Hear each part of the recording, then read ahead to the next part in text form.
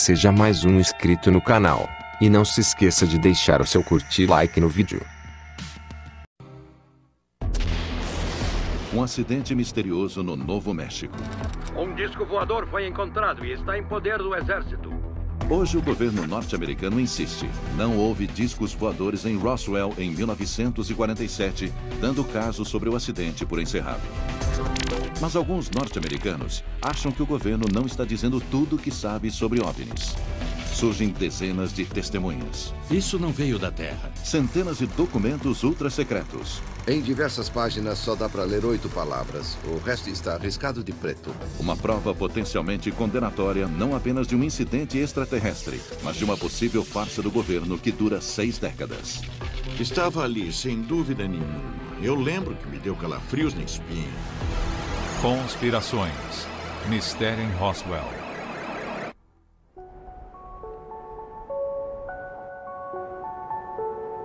Para um pequeno mas dedicado grupo de pesquisadores de OVNIs, este rancho num terreno árido a noroeste de Roswell, no Novo México, é um território sagrado.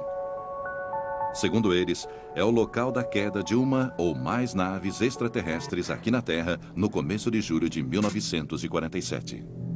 Eu acho que houve uma possível colisão no ar que resultou em uma nave explodindo de um lado com muitos destroços espalhados e a outra nave caindo quase intacta. Hoje, aquele caso mais conhecido como o incidente em Roswell é lenda. Mas jamais saberíamos de Roswell não fosse por Stan Friedman, um ex-físico nuclear que se tornou pesquisador de OVNIs. Depois de passar quase 30 anos investigando o incidente, caçando dezenas de testemunhas-chave e analisando documentos ultra-secretos, Friedman está convencido de que o governo norte-americano tenha encoberto a queda do OVNI. Esta é sua prova. Tudo começou em 1978, após uma palestra sobre OVNIs, quando alguém perguntou se ele conhecia um ex-oficial da inteligência militar, Jesse Marcel. Investigador brilhante que sou, perguntei, quem é ele? Eu nunca ouvi falar. Ah, ele pegou alguns destroços do disco em que você está interessado. O quê? Friedman vai atrás de Marcel, na Louisiana, e ouve a história fantástica sobre o dia em que Marcel ajudou a recuperar uma nave extraterrestre. Havia fragmentos espalhados por toda a área, centenas de metros de largura por quase 1 quilômetro de comprimento. Então, o Jesse conta a história que saiu nos jornais do mundo todo. Mas ele não lembra a data exata. E conta como ele levou os destroços para Fort Worth, no Texas. E disseram para ele não falar nada. Friedman confirma no jornal de Roswell. E, de fato, lá está. 8 de julho de 1947. A Força Aérea de Roswell captura um disco voador. Foi uma coisa sensacional. Manchetes de primeira página, não apenas no Roswell Daily Record, que é um jornal pequeno, mas nos jornais da Costa Oeste, como Los Angeles Herald Express, e por aí vai. Mas a história não para aí. Um dia depois, um boletim dos militares norte-americanos diz que os destroços não pertenciam a um OVNI, mas sim a um balão meteorológico. Mas agora, 30 anos depois, eis que Marcel conta a Friedman que a história do balão era falsa. Parte de uma farsa do governo norte-americano. De uma coisa eu tinha certeza, conhecendo todas as atividades aéreas, não era balão meteorológico, nem aeronave, nem míssil. Era outra coisa e nós não sabíamos o que era. Nas semanas que se seguiram ao incidente em Roswell, o país é tomado pela febre do OVNI, após um piloto comercial relatar que viu 9 objetos estranhos sobrevoando o estado de Washington. Ele não descreveu o formato, ele descreveu as características do voo, quando ele disse que agiam como discos, boiando ou batendo na água. E assim o termo disco tornou-se rapidamente um ícone, um termo para designar objetos voadores não identificados. Surgem centenas de avistamentos de discos, principalmente no Novo México, lar de testes ultra-secretos de foguetes V2 e armas atômicas. A cidade de Roswell é a base do Esquadrão 509, único bombardeiro atômico do mundo. Se extraterrestres se interessassem por qualquer coisa que ocorresse neste planeta, eles iriam direto para o Novo México. Conforme segue a história, na noite fatídica de julho de 1947, uma forte tempestade elétrica cai sobre Roswell. No deserto, o rancheiro Mac Brazel dorme em sua pequena cabana. Houve uma grande tempestade elétrica. E ele ouviu o que pensou ser uma explosão, pois não parecia um trovão.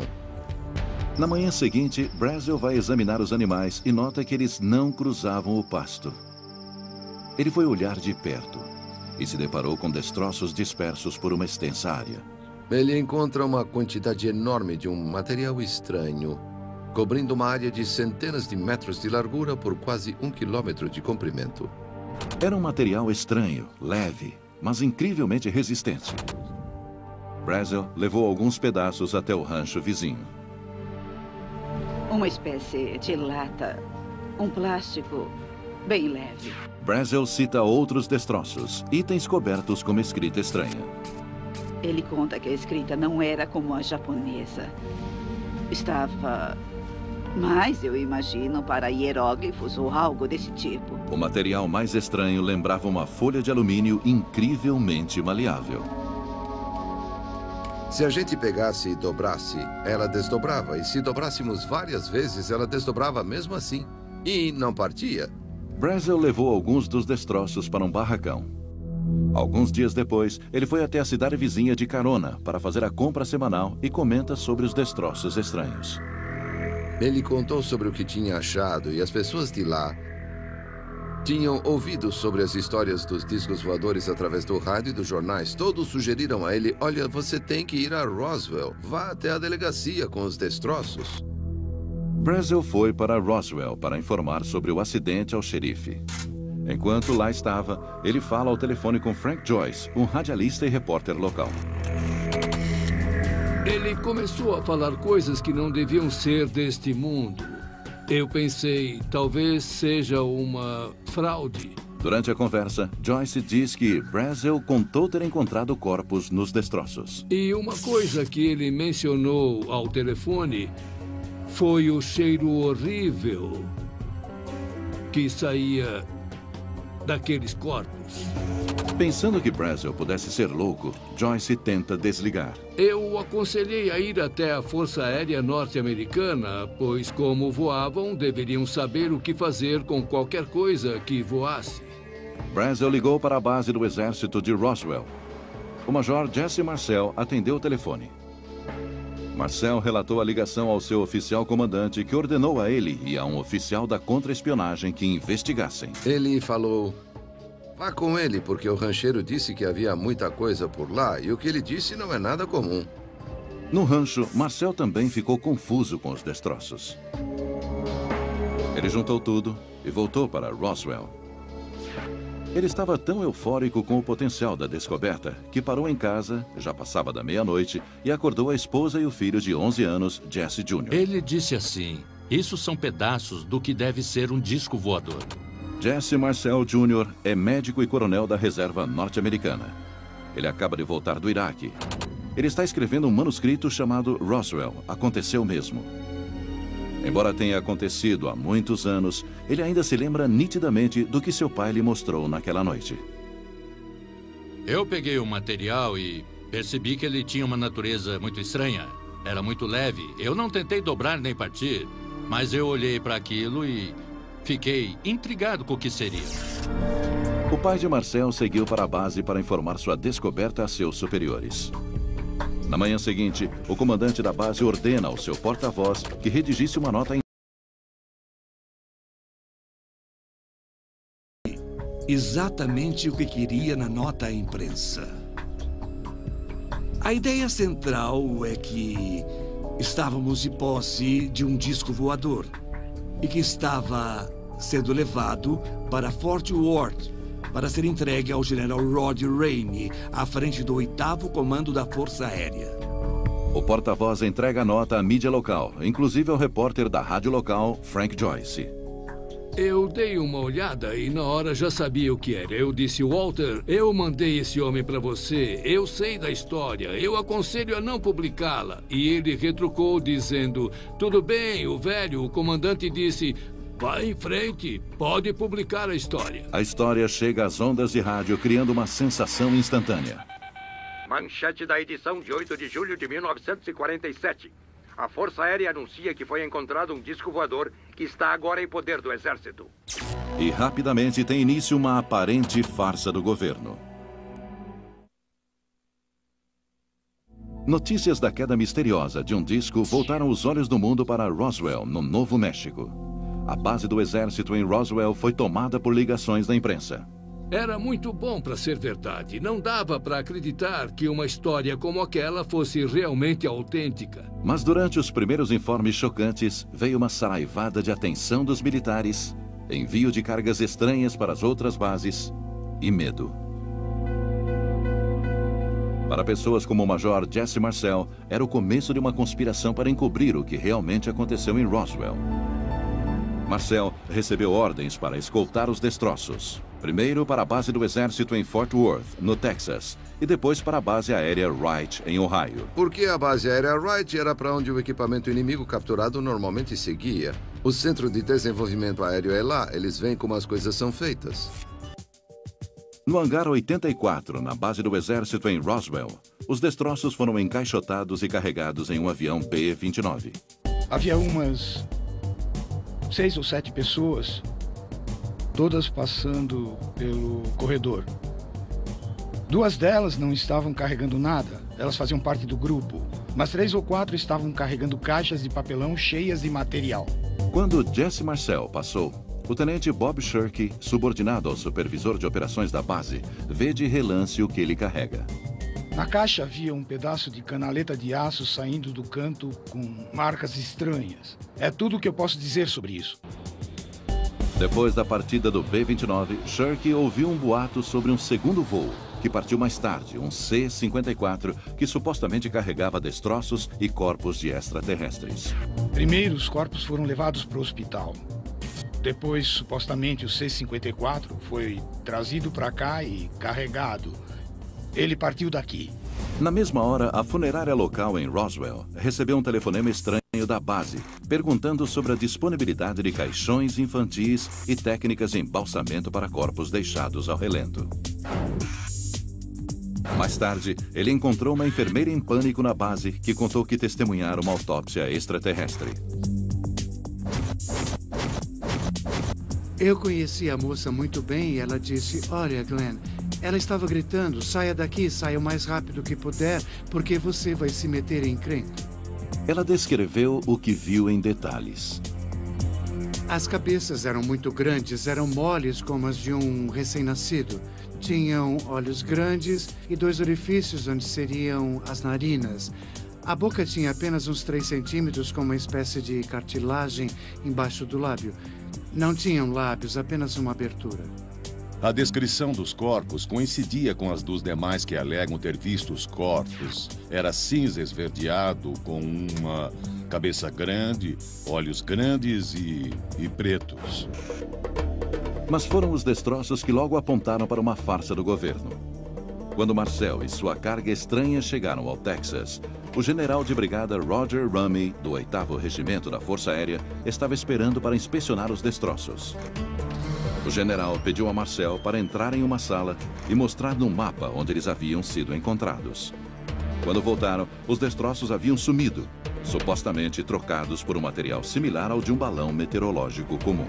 Segundo Marcel, em sua última entrevista, havia algumas coisas embrulhadas. Ele disse que escondeu os destroços dos fotógrafos que entraram, mas o que estava na foto foi encenado. Aquilo foi uma farsa. A imprensa tirou diversas fotos de oficiais junto aos destroços, inclusive Jesse Marcel.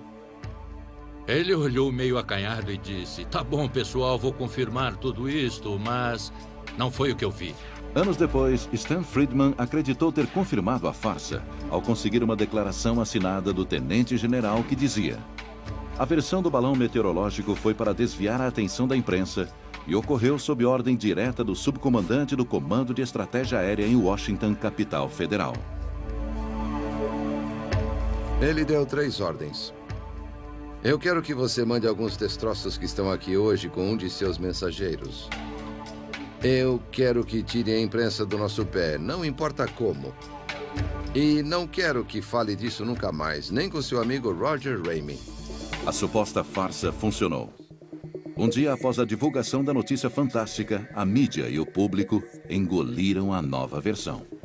Na época, as pessoas acreditavam nos militares. Foi logo depois da Segunda Guerra Mundial e os militares tinham nos salvado do fascismo. Depois das fotos forjadas, os destroços foram levados para um destino desconhecido, enquanto Marcel recebeu ordens para voltar para Roswell e esquecer todo o incidente. Quando ele voltou, chamou minha mãe e a mim e disse: olha, gente, não vamos falar mais disso. Encarem como se nada tivesse acontecido. Vocês podem até não esquecer, mas não fale mais sobre isso, nem mesmo com os amigos. E não falamos. Outros também foram supostamente pressionados a ficarem calados ou mudarem suas versões. Poucos dias depois da sessão de fotos, o rancheiro Mac Brazel faz uma visita a Frank Joyce na estação de rádio. Ele disse: depois que saí daqui, eu descobri que o que eu te contei do rancho estava errado. O acidente foi com um balão meteorológico. Mas Joyce descobriu a lorota de Brazel ao perguntar sobre o que havia acontecido com os corpos. Eu disse: mas e o que as pessoas andavam falando ultimamente? Corre por aí que eram homenzinhos verdes. E ele comentou em voz baixa: eles não eram verdes. Depois que os destroços do suposto OVNI foram identificados como sendo um simples balão meteorológico, o interesse pelo incidente em Roswell mingou e logo foi esquecido por completo. Mas os diretamente envolvidos nesse drama, como o Major Jesse Marcel, nunca esqueceram. Não era um balão meteorológico, nem aeronave, nem míssil. Era outra coisa e nós não sabíamos o que era. O filho de Marcel lembra que seu pai se mantinha incisivo, apesar de ocultarem a verdade. Eu me lembro dele explicando depois de participar da farsa porque havia concordado com a história.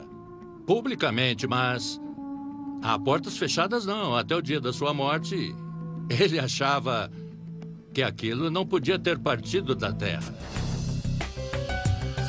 Segundo o pesquisador Stan Friedman, os militares norte-americanos também não esqueceram o incidente.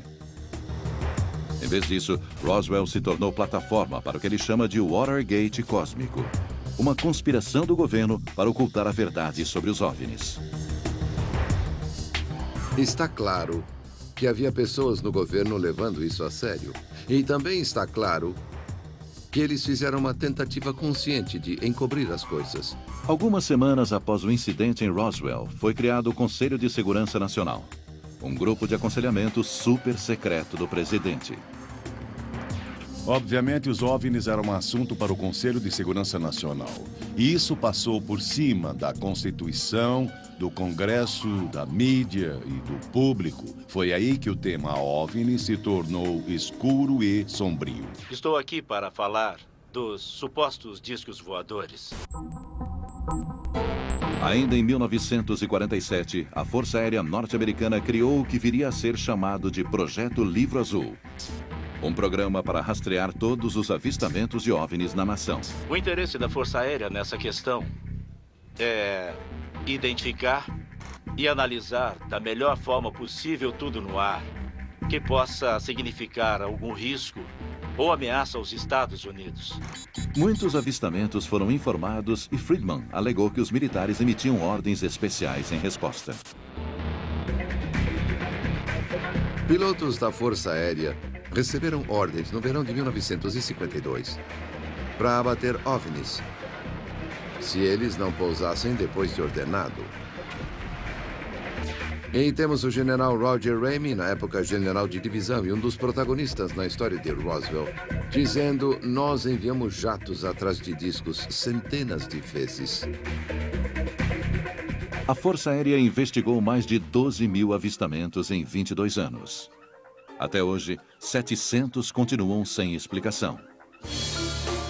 Mas para os que acreditam em Roswell, o verdadeiro propósito do Projeto Livro Azul não é encontrar OVNIs, e sim desbancar sua existência. Conseguimos explicar os OVNIs como sendo fraudes, aeronave amiga identificada erroneamente, fenômenos meteorológicos ou eletrônicos, ou até mesmo distorções da luz. Tudo que foi relatado podia ser de algum modo explicado como o planeta Vênus, uma aeronave não identificada, satélites ou gases do pântano, o que desse para inventar. O projeto Livro Azul foi arquivado em 1969, depois que a Força Aérea decidiu que os OVNIs não eram uma ameaça à segurança nacional. Mas segundo Jim Marrs, o governo nunca parou de pesquisá-los. Houve literalmente dezenas de documentos examinados pela CIA, pelos militares e por outros que mostraram que nos bastidores há um grande interesse no que são essas coisas, de onde vieram e o que pretendem. Ao longo dos anos, os pesquisadores de Roswell dizem que solicitaram ao governo que liberasse toda a informação, mas tiveram pouco sucesso. Vamos atrás da CIA. Queremos todo o material sobre OVNIs. Não temos nada sobre OVNIs. Tem sim? Não tem. Nós discutimos. Fomos aos tribunais e o juiz mandou fazer uma busca. Eles voltaram. Ah, meu Deus, achamos mais de 900 páginas de materiais sobre OVNIs. E disseram que não tinham. Mesmo quando documentos eram liberados, como essa declaração da Agência Nacional de Segurança, eles eram totalmente censurados. Finalmente conseguimos. O problema é que 80% estava apagado. Mas por que o governo esconderia o que sabe sobre OVNIs e principalmente sobre o incidente em Roswell? Friedman acredita que é porque os corpos dos extraterrestres estão escondidos em laboratórios secretos do governo e os destroços estão sendo estudados para avanços científicos. Como prova, ele aponta a aeronave revolucionária desenvolvida nas últimas 6 décadas. Eis nossa aeronave tripulada, o módulo de comando Apollo. E parece um disco voador. Laboratórios secretos, maravilhas da engenharia. Parece inacreditável, a menos que você acredite que realmente houve um acidente extraterrestre em Roswell. David Rudiak diz que tem uma prova disso. Essa fotografia de 1947. Essa é uma das 7 fotos conhecidas que foram tiradas no escritório do general Roger Ramey. A fotografia é do dia em que os militares identificaram os destroços em Roswell como nada além de um balão meteorológico. Nela, Ramey está agachado do lado dos destroços, segurando um pedaço de papel aparentemente comum, até você olhar de perto. O verdadeiro achado está bem aqui no que Ramey tem na mão. Dá para ler à medida que aproximamos o que está escrito no papel. Usando um scanner digital para aproximar e aumentar o documento, Rudiak diz que consegue decifrar as palavras que provam que houve uma nave extraterrestre. Esta é uma acepção inédita da palavra disco, os objetos voadores ou discos voadores, e o termo circulava havia menos de 2 semanas e assim, por exemplo, os jornais incluíam a palavra com frequência nas citações. Então, no mesmo parágrafo, um choque. A verdadeira chave dessa mensagem é esta palavra aqui, que o grupo inicial identificou como sendo a palavra vítimas. Rudiak continua a decifrar o parágrafo. Eles estavam com as vítimas. Eu acredito que eles iam mandá-las para o médico-chefe em Fort Worth. Eles iam despachá-las em um B-29 ou em um C-47. E ao se juntar tudo, Rudiak acredita que o documento seja uma bomba em potencial. Eles encontram um disco. Eles encontraram vítimas. Eles iam embarcar as vítimas para Wright Field, onde ficavam os laboratórios aeronáuticos da Força Aérea, que avaliariam o objeto caído e depois encobririam tudo. A ideia de uma nave extraterrestre se espalha por programas de TV, livros, filmes e até museus. E transforma a pacata cidade de Roswell, no Novo México, em um imã para o que há de bizarro. Mas quando o 50º aniversário do incidente de 1947 se aproxima, o debate sobre o que realmente aconteceu em Roswell se intensifica. Um crescente movimento de base, incluindo investigadores amadores, ativistas e curiosos, pressiona o governo atrás de respostas. O que conseguem é a evidência de que o governo realmente esconde um segredo que nem mesmo a épica Roswell suspeitava.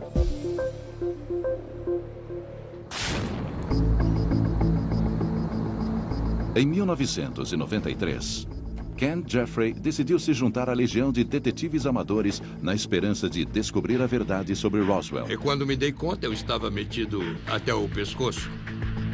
Jeffrey passou muito tempo nos céus como piloto de aviação comercial, durante 30 anos, com um amor pelo espaço e fascinação por OVNIs. Para ele, Roswell é o marco zero para provar que OVNIs existem. Eu percebi que se esse incidente de fato tinha acontecido, valeria a pena ir atrás, pois seria a história do milênio. Jeffrey tem uma ligação especial com Roswell. Seu pai foi coronel da Força Aérea e trabalhou com o comandante do Esquadrão 509 de Roswell. Jeffrey logo ficou sabendo das testemunhas que alegavam ter visto destroços estranhos e contavam histórias sobre corpos extraterrestres. Eu fiquei sabendo, através de um dos escritores e pesquisadores de Roswell, sobre um número de testemunhas secretas que tinham medo da represália do governo caso se apresentassem, e foi aí que eu pensei, bom, algo tem que ser feito sobre isso. Seu primeiro passo, a Declaração de Roswell, uma solicitação abrangente assinada por astronautas, cientistas e militares. 20 mil pessoas pedindo ao governo para contar o que sabe sobre Roswell. A declaração era um pedido não apenas para liberar qualquer informação sobre Roswell, mas para liberar qualquer informação que o governo possa ter referente a OVNIs ou a inteligência extraterrestre. Jeffrey consegue a ajuda de um deputado do Novo México que também pressiona atrás de respostas. O que reivindico é que o governo torne público todos os registros sobre o incidente em Roswell. Ou, se foram destruídos, expliquem quem os destruiu, sob ordem de quem e quando. Em 1994, pressionada, a Força Aérea designa o tenente-coronel Richard Weaver para assumir um inquérito. Weaver diz que reviraram tudo e descobriram um segredo chocante. Nós revisamos todos os registros que pudemos encontrar naquela época.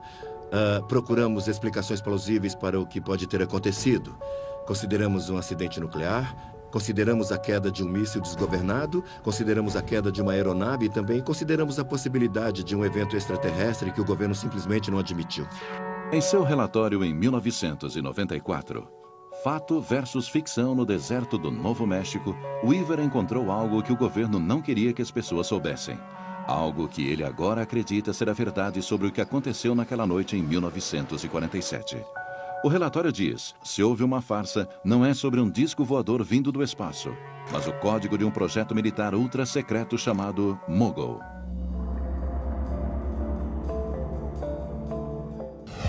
Mogul é um aparato enorme de balões e instrumentos medindo 180 metros.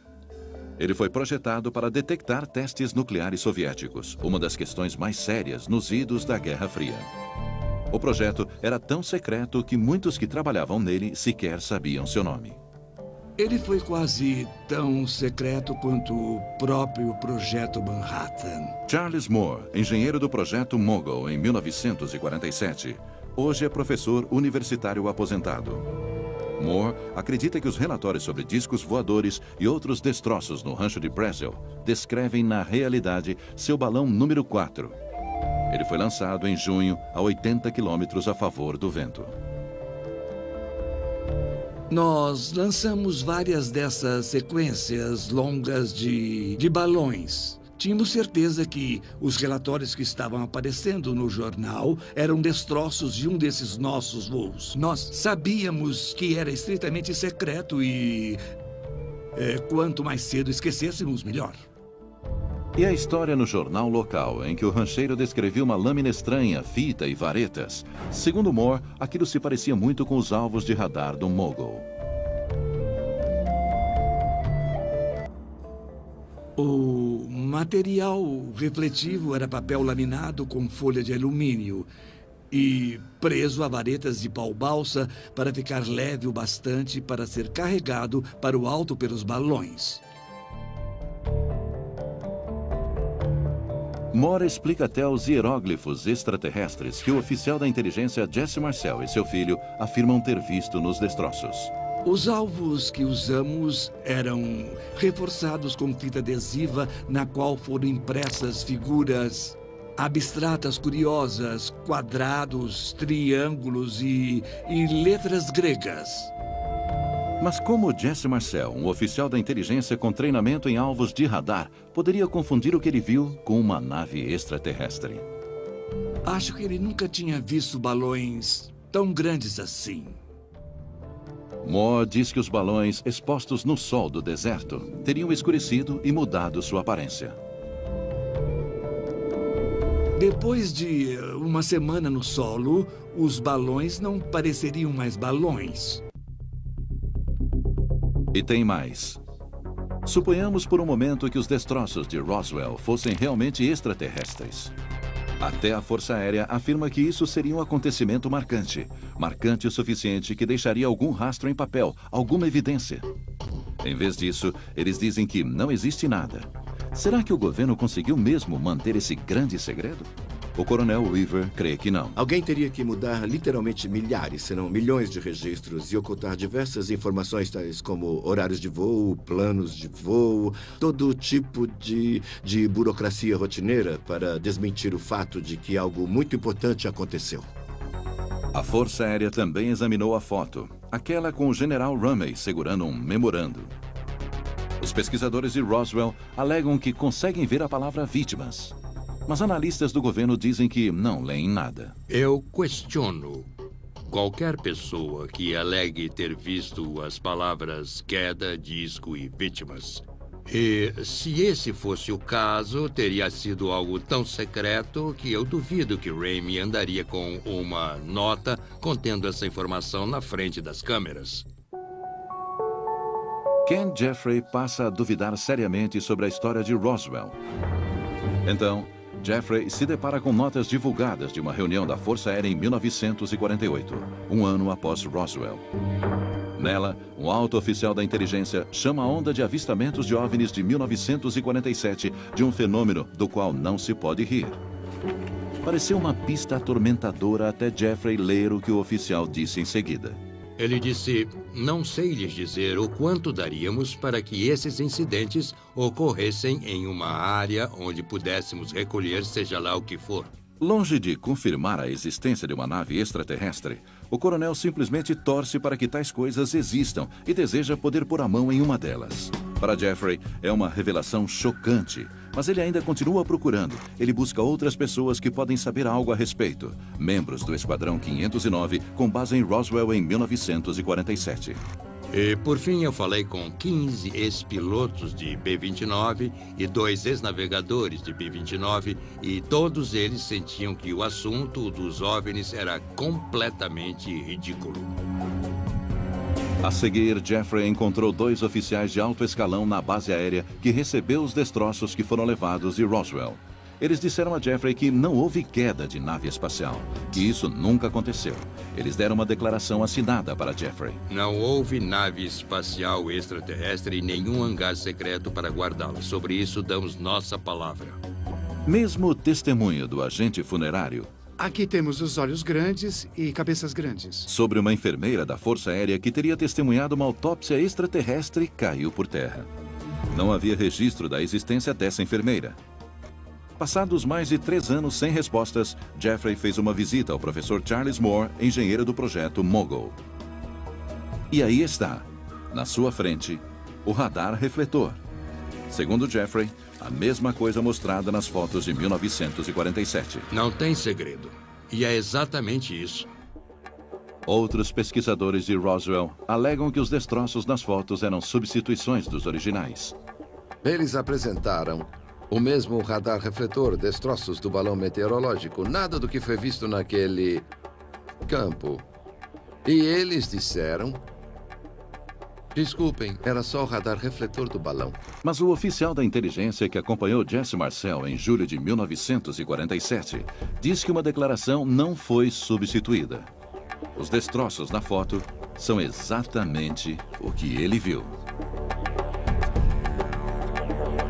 Na tentativa de saber se os destroços foram mesmo trocados, Jeffrey se volta para as pessoas que testemunharam o fato. Jesse Marcel, pai, faleceu. Mas seu filho, que tinha apenas 11 anos na época, lembra dos destroços estranhos e exóticos. Eu não tentei dobrar nem partir, mas eu olhei para aquilo e fiquei intrigado com o que seria. Embora Marcel Jr. descreva o material como estranho, ele admite que ele e seu pai não souberam dizer exatamente o que era. Alguns dizem que parecia que a lâmina era maleável, a gente apertava e ela se desdobrava. Eu não vi. Eu não sei se meu pai chegou a ver. Jeffrey acredita que é porque os destroços não são tão estranhos assim. Mito urbano. ou lenda urbana, seja lá o que for, a história cresceu tremendamente através dos anos, pois o material não podia ser amassado com uma marreta, não podia ser queimado e assim por diante. Eu acho que era velha e simples folha de alumínio, pois era isso que usavam para cobrir os radares e refletores. Mas Jeffrey quer ter certeza que cobriu todos os pontos. Ele se pergunta se tem mais alguma coisa sobre esses destroços supostamente estranhos. Na esperança de encontrar uma resposta, ele recorre à hipnose. Vou fazer mais uma coisa. Vou tocar seu pulso por um momento e... Ele quer usar a técnica do coronel Jesse Marcel Jr., que viu os destroços do acidente levado para casa por seu pai. Está bem. Talvez Marcel conseguisse se lembrar de mais alguns detalhes do que seu pai lhe mostrara naquela noite de 1947. Se a hipnose pudesse ter trazido alguma informação reprimida anteriormente em sua mente com respeito ao material estranho, então haveria uma razão para ser otimista. Talvez houvesse alguma coisa em tudo isso. A hipnose é um fracasso. Marcel não apresenta nenhuma informação nova. Arranque na marra. Jesse só lembrava o que já lembrava conscientemente. Alguns pedaços de material laminado, um pouco de material plástico ou resina e uma vareta curta com algumas marcas incomuns. Isso só reforça a teoria de Jeffrey, que o que Jesse Marcel Jr. viu no chão de sua casa na cozinha em 1947 eram restos de um radar refletor do projeto Mogul. Para mim, esse foi um tiro de misericórdia no caso da queda do objeto.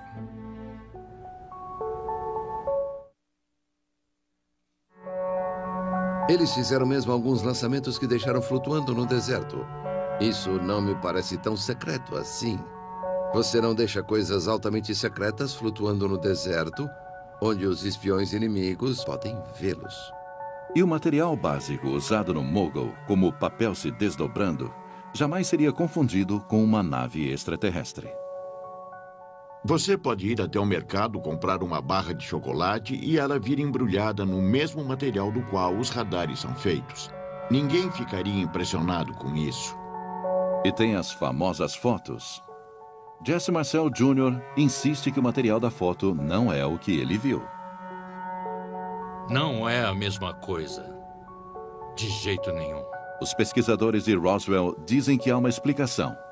O governo trocou os destroços, e eles acreditam que também houve outras atitudes suspeitas. Jim Marrs aponta o relatório da comissão do Congresso em 1995. Eles não apresentaram nenhum documento declarando que era um disco ou que havia extraterrestres, mas eles descobriram sim que todos os registros de comunicação para dentro e para fora de Roswell entre 1947 e 48, de algum modo, foram perdidos ou destruídos. Em 1997, a Força Aérea libera outro relatório, este chamado Roswell, Caso Encerrado. Os oficiais da Força Aérea esperam que isso explique de uma vez por todas qualquer dúvida sobre os corpos extraterrestres.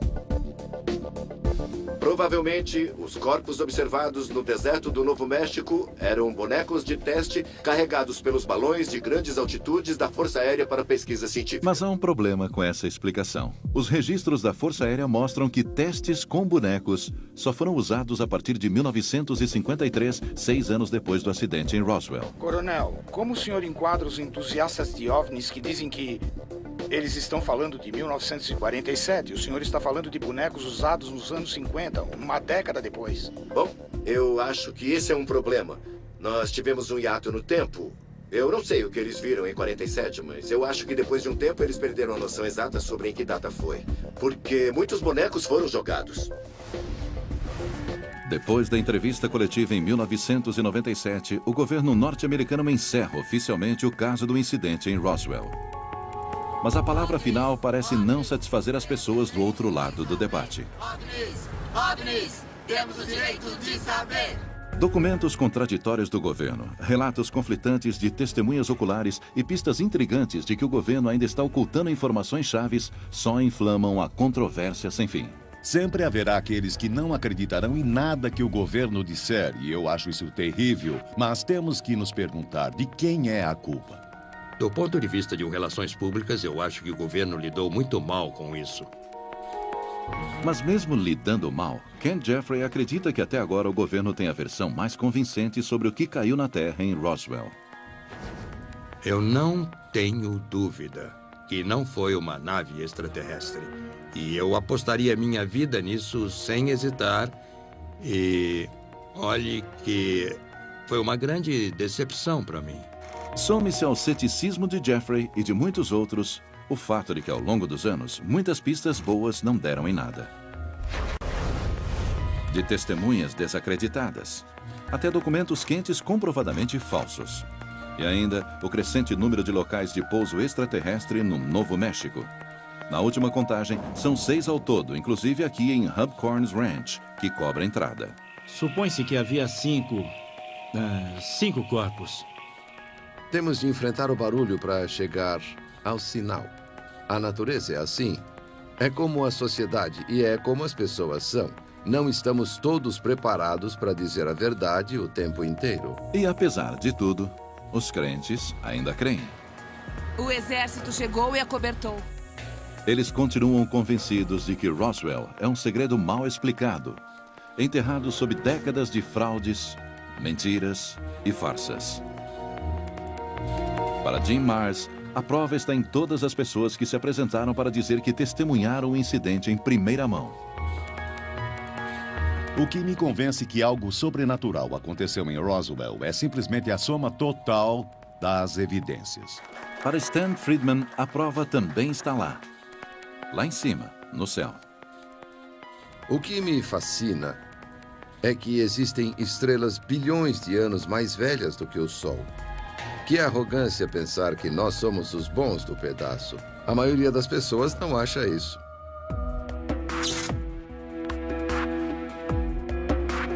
Hoje, muitos anos se passaram desde o incidente em Roswell.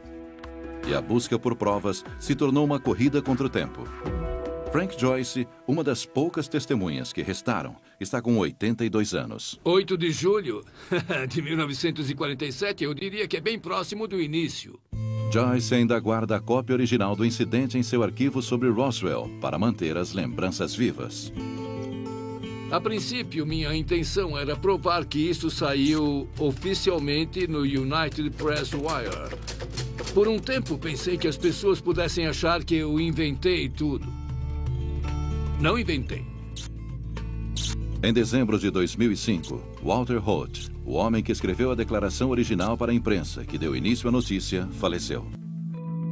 Sua filha, Julie Shuster, está entre as pessoas que acreditam que o governo dificulta intencionalmente a liberação de informações. Um dos comentários que fizeram foi: vamos esperar as testemunhas falecerem. Mas Walter Holt deixou para trás um legado. Em 1992, ele fundou o Museu Internacional de OVNIs de Roswell, junto com um agente funerário que afirma ter falado com a enfermeira que viu a autópsia do extraterrestre. Você é amigável? E o museu se tornou a meca dos crentes céticos. Acho que foi tudo uma fraude. E indecisos. Registrando mais de 2,5 milhões de visitantes desde sua abertura. Ele também se tornou fonte de pesquisadores com amostras sobre o incidente e o depoimento de testemunhas importantes. Muitas testemunhas fizeram declarações, escreveram tudo, deram entrevistas e contaram suas histórias. Fica a 320 quilômetros de qualquer lugar, Albuquerque, Amarillo, El Paso. Se elas vão até lá é porque querem.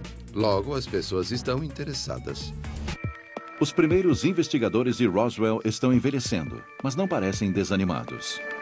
Afinal, ainda há pistas novas a investigar. Ainda trabalho no caso e tenho algumas pistas boas, que espero comprovar. Novas pistas para estudar. Um possível OVNI ao norte de Nova Jersey. Não passa um dia, uma semana, sem que alguém em algum lugar não consiga fazer uma boa filmagem de um OVNI. E novos documentos para questionar o governo. Eu quero ver os registros. Uma pergunta interessante é por que não existem registros oficiais? Esses crédulos afirmam que irão lutar perseguindo cada evidência que surgir até finalmente conseguirem uma prova. Uma prova real que esclareça o que de fato caiu na Terra em julho de 1947 nos arredores de Roswell, no Novo México. Muito obrigado pela inscrição no canal e pelo seu curte e like.